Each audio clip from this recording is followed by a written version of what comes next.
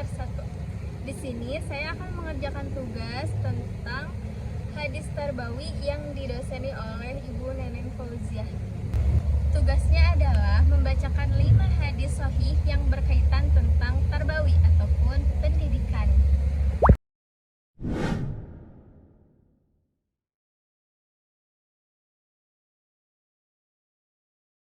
Hadis yang pertama ialah pentingnya pendidikan sejak dini.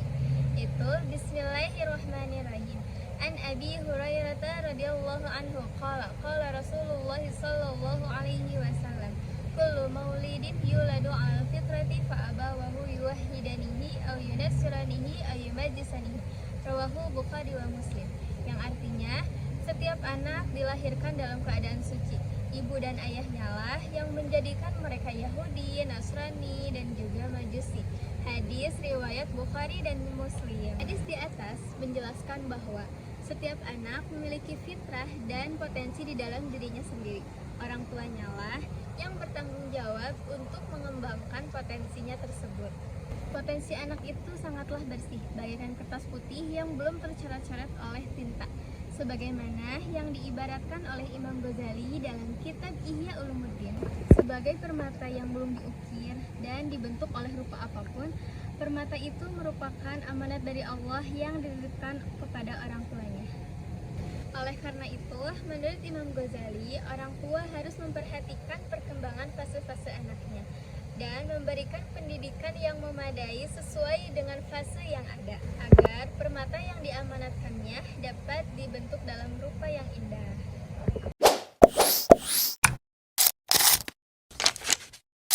Hadis yang kedua ialah tentang niat.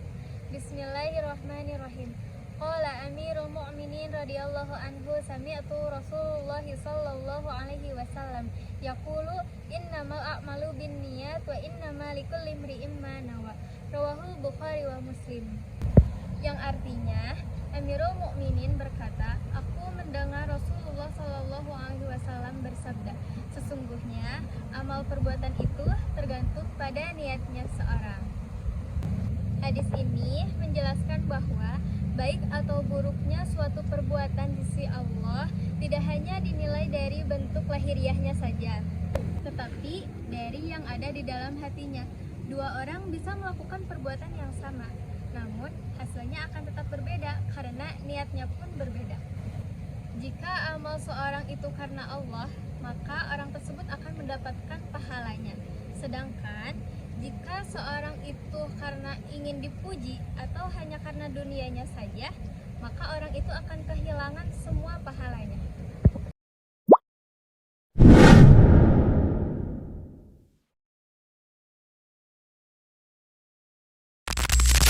Yang ketiga, ada hadis tujuan pendidikan dalam Islam. Bismillahirrahmanirrahim. Qala Nabi sallallahu alaihi wasallam, kun aliman aw muta'alliman aw mustami'an aw muhibban wa la takun khamisan fatuhlik. Rawahul Baihaqi.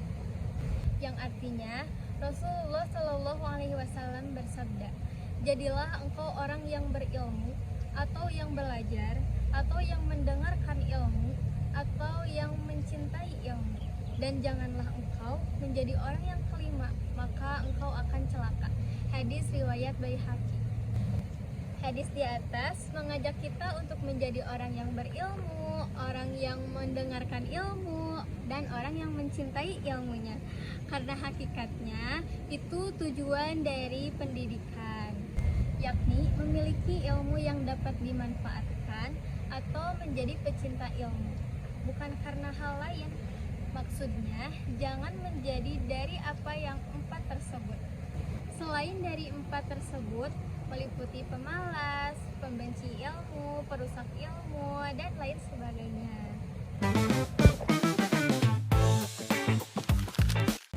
Yang keempat, hadis tentang berpegang teguh pada Al-Quran dan Sunnah. Bismillahirrahmanirrahim. Taraktum fikum amrayni ma in tamsaktum bihima lang tadullu abadan kitaballahi wa sunnatur rasulih. Rawahul Hakim. Yang artinya, telah aku tinggalkan 2 perkara yang apabila kalian berpegang teguh pada perkara tersebut, kalian tidak akan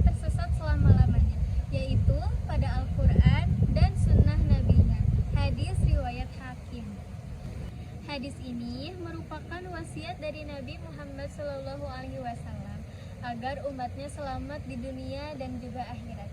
Maksud dari berpegang teguh di sini ialah perintah untuk berpegang teguh bukan hanya sekadar membacanya saja, melainkan untuk belajar, memahaminya, dan mengamalkan Al-Quran dan Sunnah di dalam kehidupan sehari-hari.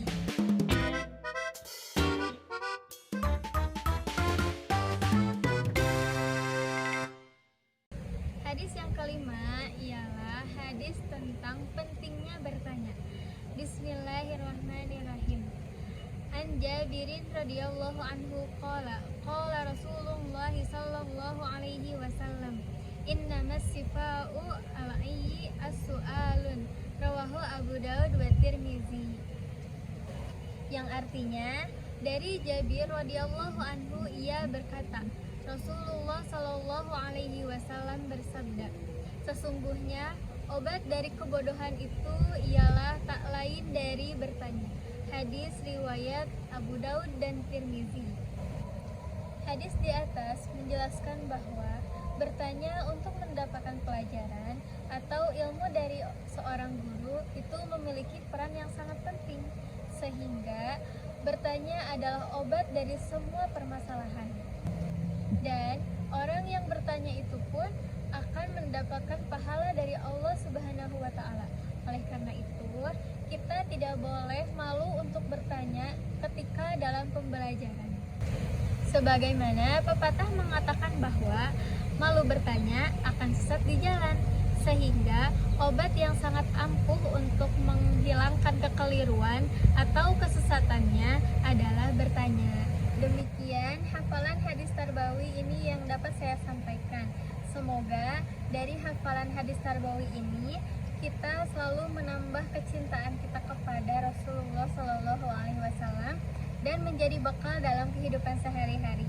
Cukup sekian dari saya. Mohon maaf apabila banyak kesalahannya. Wassalamualaikum warahmatullahi wabarakatuh.